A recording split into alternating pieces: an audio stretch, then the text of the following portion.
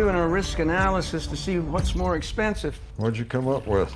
We're pretty fucked either way. Guys, the question is, can we find it?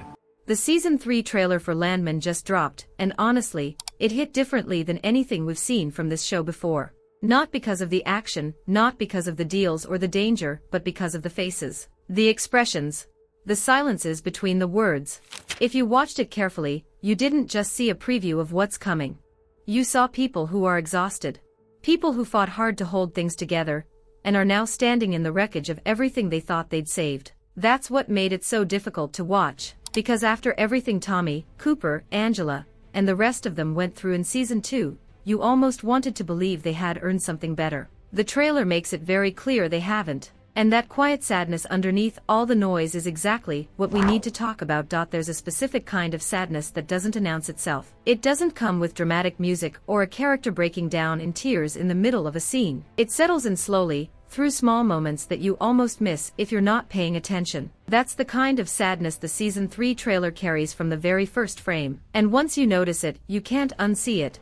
The trailer opens with what should feel like a fresh start. Tommy's new company is up and running. The team is in place. Cooper is president. Nate is handling the finances. Rebecca is managing operations. On paper, it looks like everything finally came together the way it was supposed to. But the way it's presented in the trailer doesn't feel triumphant. It feels fragile, like something built on ground that hasn't fully settled yet. And that feeling follows every single scene that comes after it. Tommy himself looks different in this trailer. Not older exactly, but heavier. Like a man who knows how much he's carrying, and has decided to carry it anyway because there's simply no one else who will. There's a moment where he's standing alone, not in a boardroom, not in the middle of some high-stakes negotiation, just standing still, and the look on his face says everything that the dialogue doesn't. He's tired. Not the kind of tired that sleep fixes, the kind that comes from spending years making impossible decisions, and watching people you care about pay the price for them. That one moment lasts only a few seconds in the trailer, but it lands harder than almost anything else in it. What makes this even more affecting is the contrast, because the trailer doesn't stay in that quiet space. It pulls back and shows you the chaos that's building around these characters. There are glimpses of pressure from outside the new company, suggestions of competition and interference that go beyond normal business rivalry. There are faces we haven't seen before that carry the kind of weight that tells you they're not going to make things easier for anyone. And then the trailer cuts back to the personal moments, the relationships, the conversations that feel like they might be the last ones certain characters have in a particular way with each other. That back and forth between the external storm and the internal heartbreak is what gives this trailer its specific emotional texture. It's not just sad. It's the kind of sad that comes from watching people try their best in a world that doesn't reward trying your best. Angela appears in the trailer in a way that immediately raises questions. She and Tommy made the decision to get married again at the end of Season 2. And on the surface that should be something to look forward to. But the trailer frames their reunion with a kind of tension that sits just underneath the surface of every scene they share. There's warmth between them that has never really gone away, but there's also something unresolved, something that their history keeps dragging back into the present no matter how many times they try to move past it.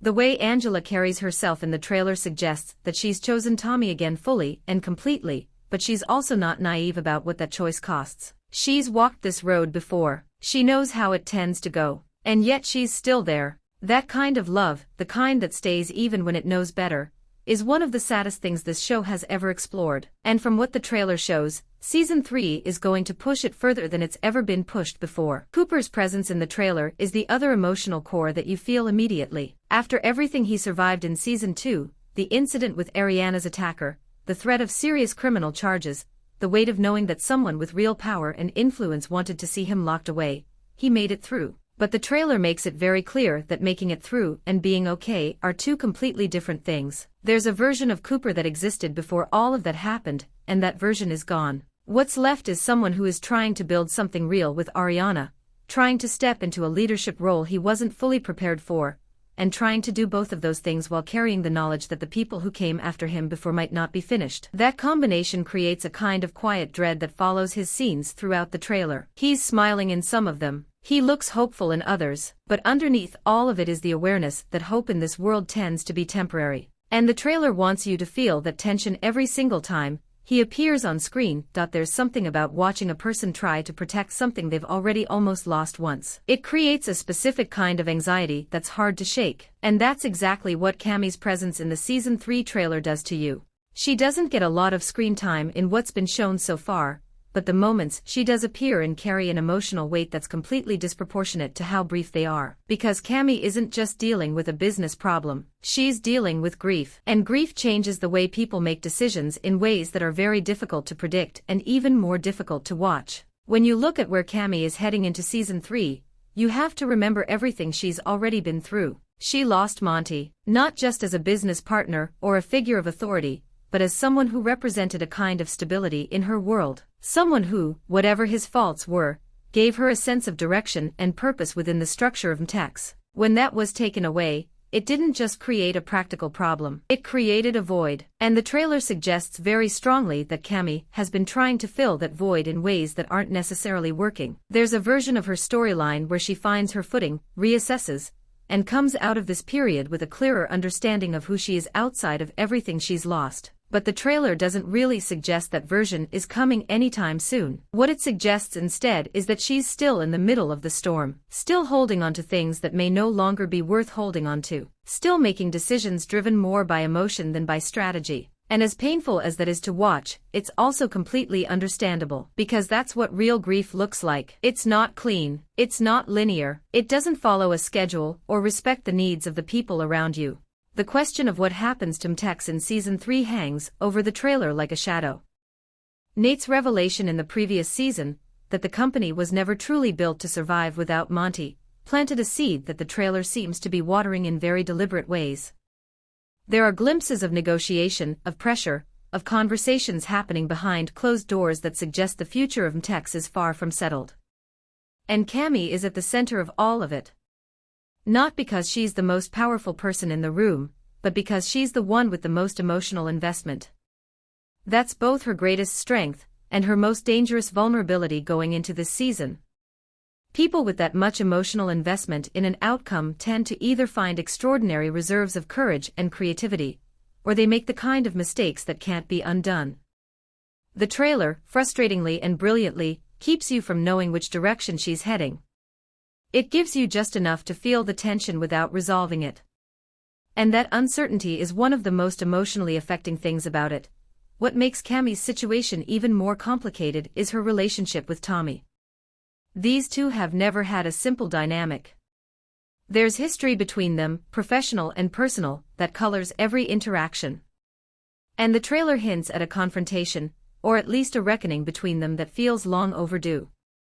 Tommy's decision to start his own company, to essentially move forward without MTEX and everything it represented, is going to land differently on Cammy than it does on anyone else. For the people around Tommy, it might look like pragmatism. Like a smart man reading the situation correctly and positioning himself for the future. But for Cammy, there's a very real chance it's going to feel like abandonment. Like watching someone she trusted choose himself over everything they were supposed to be fighting for together. Whether that interpretation is fair or not doesn't really matter in the context of grief. What matters is that it's going to feel true to her. And feelings that feel true have a way of driving behavior regardless of whether they're actually accurate. There's a brief moment in the trailer where Cammy and Tommy appear to be in the same space, not quite facing each other directly, not quite turning away either. It's the kind of staging that good television uses to communicate what dialogue can't quite capture. The distance between them is physical, but it's also something else. It's the distance of two people who want to understand each other and aren't sure anymore if they're capable of it. That image stays with you long after the trailer ends. Because it captures something true about what happens to relationships when circumstances change faster than people can adapt to them. The bond is still there. But the ground it was standing on has shifted. And both of them can feel it even if neither of them is ready to say it out loud. If there's one relationship in the entire show that the Season 3 trailer handles with the most care and the most emotional precision, it's Cooper and Ariana. Everything about the way their scenes are framed, the lighting, the closeness, the way they look at each other versus the way they look at everything else, tells you that the show understands exactly how much this relationship means. Not just to the characters, but to the audience that has watched them navigate something genuinely harrowing together. And that understanding makes what the trailer implies about their future feel all the more difficult to sit with. Cooper coming into season 3 as president of Tommy's new company is a significant shift. It's not just a title change. It's a statement about who he's becoming and what kind of man he's decided to be. But the trailer doesn't let you celebrate that shift without immediately complicating it. Because the circumstances that led to this moment, the trial, the threat of prison, the death of Ariana's attacker, and all the shadowy influence that surrounded that situation, haven't simply disappeared because the legal outcome went in Cooper's favor. That's not how these things work in the world this show lives in. Power doesn't forget. People with resources and reasons to want you diminished don't walk away just because a courtroom didn't give them what they wanted. And the trailer is very deliberate about reminding you of that. There are moments in the trailer where Cooper looks genuinely happy. Moments where you can see the version of him that exists, when the weight is briefly lifted. Those moments are beautiful, and the show earned them. But they're also slightly terrifying because you know enough about how this story operates to understand that happiness in this universe is almost never free. It always comes with a cost that shows up later, usually at the worst possible time, usually in a way that hurts the people closest to you more than it hurts you. Cooper seems to know this too. There's an awareness in his eyes even in the lighter moments, a kind of readiness that never fully switches off. He's happy but he's not relaxed. And that distinction matters enormously for what's coming. Ariana's arc in the trailer is one of the things that hit hardest on an emotional level. She survived something terrible. She came out the other side with Cooper beside her, and with a future that, at least from the outside, looks like it's moving in the right direction. But survival and healing are not the same thing, and the trailer seems deeply interested in exploring that gap. There are glimpses of her that feel like she's still processing, still working through something that hasn't fully resolved inside her even as the external situation has technically been dealt with. That kind of internal reckoning is incredibly difficult to portray on screen without it feeling heavy-handed or melodramatic, but from what the trailer shows, the performance is doing something subtle and real with it. She's not broken. She's not defined by what happened to her. But she's also not pretending it didn't happen. And that balance is one of the most honest things the show has ever attempted with a female character. The prospect of their wedding, which the end of season 2 was clearly building toward, should be one of the hopeful threads of season 3. And on one level it is. But the trailer wraps that hope in enough shadow to make you genuinely anxious about how it's going to unfold. Because there are people in the background of this story who have unfinished business with Cooper. People whose influence and reach go beyond what a single courtroom victory can neutralize. The trailer doesn't spell this out explicitly, which is actually what makes it more unsettling. It lets you feel the threat without fully showing it. It trusts you to understand that something is coming for them, even if you can't yet see exactly what shape it's going to take. And that space between knowing something is wrong and not knowing what it is yet is one of the most emotionally exhausting places a piece of storytelling can put you. The trailer lives in that space almost entirely when it comes to Cooper and Ariana. And it works beautifully and painfully because of it.